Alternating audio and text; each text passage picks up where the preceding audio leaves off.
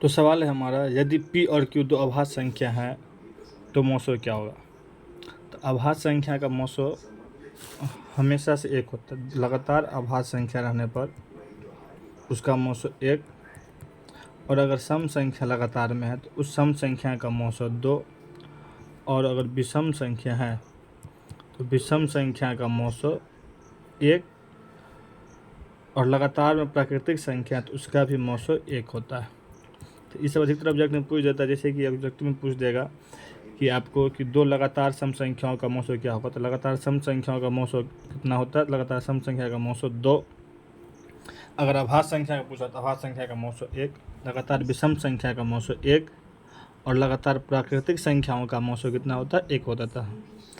तो आगे से याद रखिएगा इस चीज़ को। अब चलते हैं हम अगले सवाल पर। तो हमारा दूसरा सवाल है कि निम्नलिखित में से कौन सबसे छोटी संख्या है। तो कौन सबसे छोटी प्राकृतिक संख्या है। तो प्राकृतिक संख्या हम कहते हैं गिनती की संख्या को, यानी कि 1, 2, 3, 4, 5 इसी करके हमारा आगे बढ़ते जाता है। तो सबसे छोटी संख्या हमारा होता है 1, यानी कि आंसर नंबर होगा सी। अगले सवाल कि संख्या 12, 15 और 21 का मौसो होगा। तो 12 और 15 और 21 का मौसो कौन कौन होगा।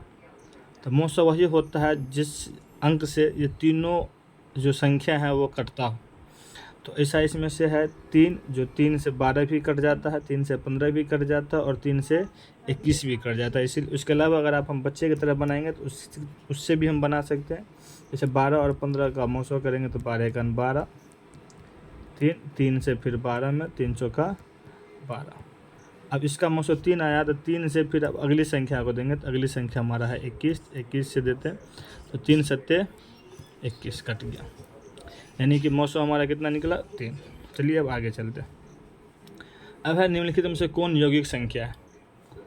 तो यौगिक संख्या होता है वो संख्या जो एक से और अपने ही अंक के अलावा भी अन्य अंक से विभाजित हो, मतलब कि जिसका 2 से अधिक गुणनखंड हो। तो जैसे कि 11 सिर्फ एक और 11 से ही कटता है, उसके अलावा और किसी से नहीं। 21 जो है वो 1 से भी कटता है, 3 से भी कटता है और 7 से भी कटता है, यानी कि ये अपने अंक के अलावा भी और अंक से विभाज्य है, इसीलिए हमारा आंसर हो जाएगा 21। इसके अतिरिक्त अभाज्य संख्या होता है। अभाज्य संख्या वो होता है जो एक और अपने अंक से कटता है, उसका उल्टा होता है यौगिक। जो एक से और अपने ही अंक के अलावा और अन्य अंक से कटता है उसे यौगिक कहते हैं। जैसे कि था 21, 1 से भी कट रहा था, 3 से भी कट रहा था और 7 से भी कट रहा था, 21 से भी कट रहा है, यानी कि अपने अंक के अलावा भी और अन्य अंकों से वो क्या हो रहा है, विभाजित हो रहा है। इसीलिए यही हमारा आंसर होगा ऑप्शन नंबर बी। अभी 18 और 72 का मौसम, हम इसको ऑब्जेक्टिव है तो बच्चे की तरह भी बना सकते हैं। 18 और 72 का, 18 चौके 72,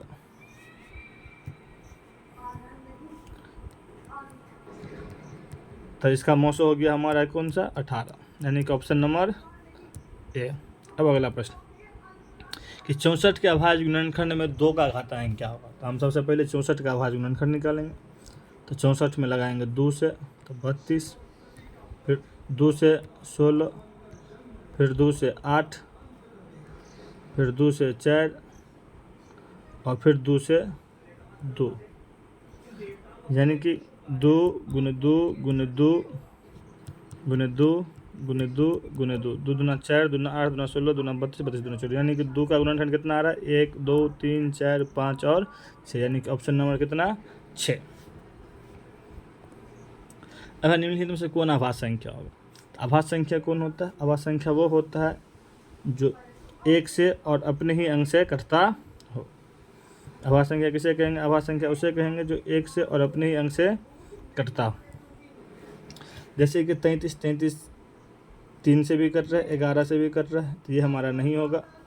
39 3 से भी कट रहा है, 13 से भी कट रहा है, ये भी नहीं हमारा होगा। 38 2 से भी कट रहा है और 19 से भी कट रहा है, तो ये भी हमारा नहीं होगा। और 31 1 और 31 से ही कट रहा है, उसके अलावा और किसी भी अंक से नहीं कट रहा है, इसीलिए हमारा जो आंसर होगा वो होगा 31। कहे कि अभाज्य संख्या उसको कहते हैं जो एक से और अपने ही अंक से कटता है, उसके अलावा और अन्य किसी अंक से नहीं कटता।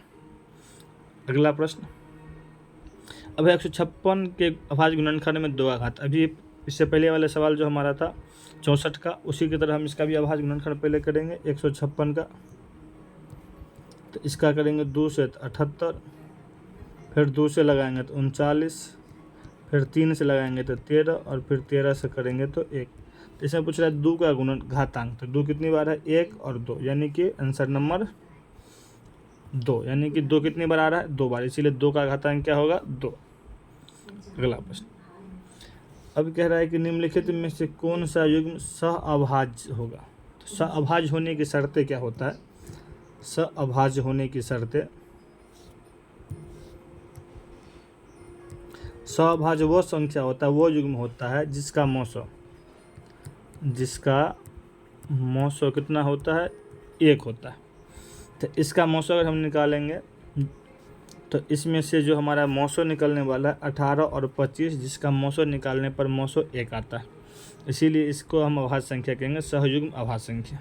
ठीक है, अच्छा समझ गए होंगे आप लोग। आगे चलते हैं।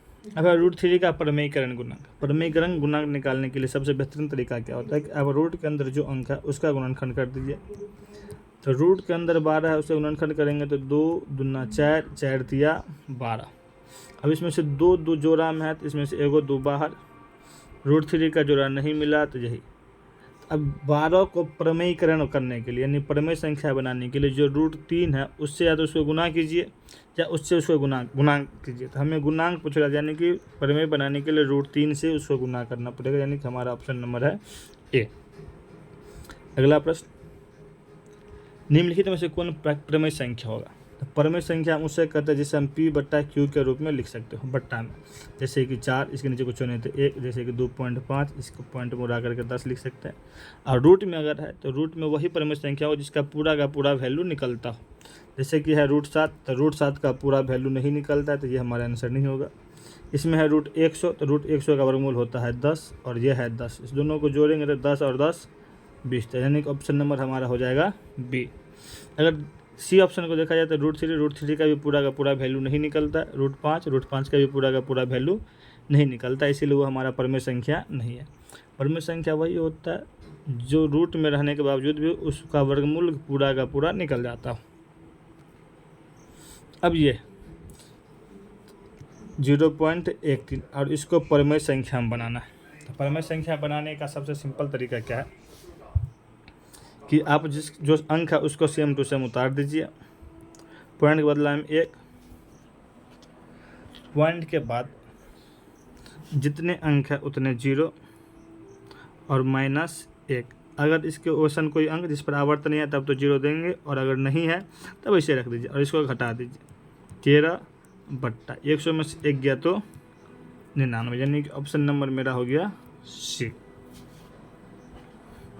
अगले प्रश्न पर चलेंगे। निम्नलिखित में से कौन अप्रमेय संख्या नहीं है। अप्रमेय संख्या नहीं है मतलब कि कौन प्रमेय संख्या होगा। तो जैसे कि सवाल हमारा है 2 + √3, तो √3 का वर्गमूल पूरा का पूरा नहीं निकलता, इसका मतलब ये अप्रमेय संख्या है। और हमें अप्रमेय संख्या नहीं है वो ढूंढने के लिए करा है, तो ये हमारा आंसर नहीं होगा।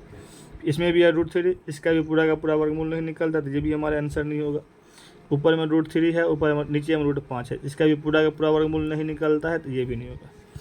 अब है √12 और √4, तो √12 और √3 का भी वर्गमूल नहीं निकलता है, लेकिन अगर इसको हम 3 से 12 काटेंगे तो ये हो जाएगा 4, रूट के अंदर 4, और 4 का वर्गमूल होता है 2, यानी कि रूट से बाहर निकल जाता है, इसीलिए हमारा आंसर हो जाएगा डी।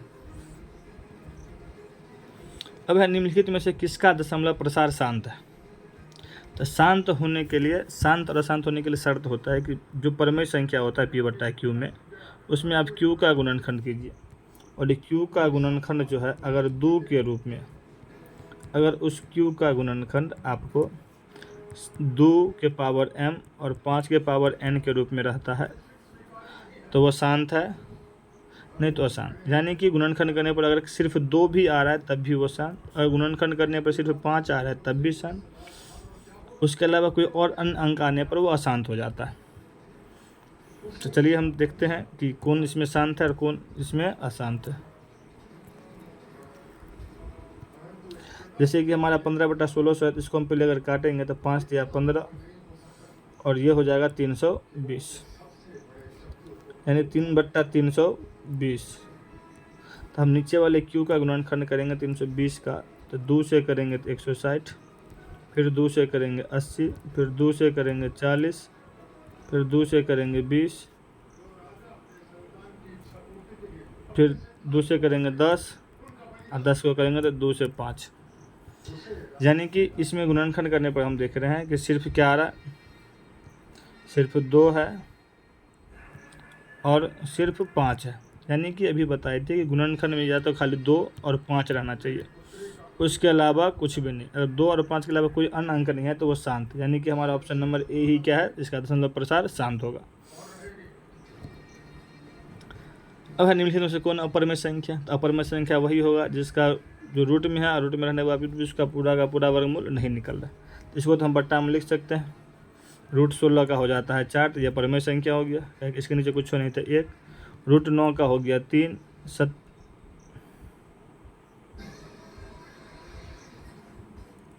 9 से 9 का 9, 9 या 27, यानी 1 का बट्टा में रूट 3, यानी कि ऑप्शन सी और इसमें ऑप्शन डी,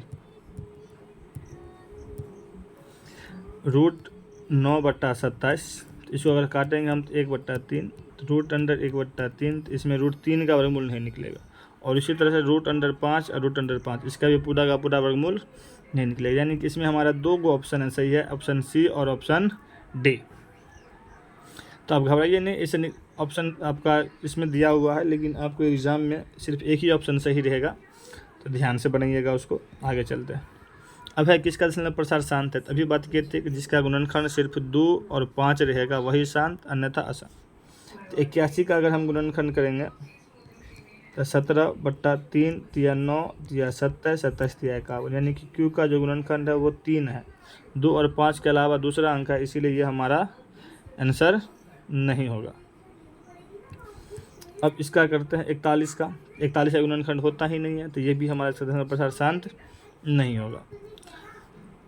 अब है 45, 45 का गुणनखंड करने पर 3 या 9, 9 5 45, यानी कि 2 के अलावा इसमें 3 आ रहा है, यानी कि ये भी हमारा इसका दशमलव प्रसार शांत नहीं होगा। तो बच कौन गया हमारा, ऑप्शन नंबर डी। चलिए इसको चेक कर लेते हैं।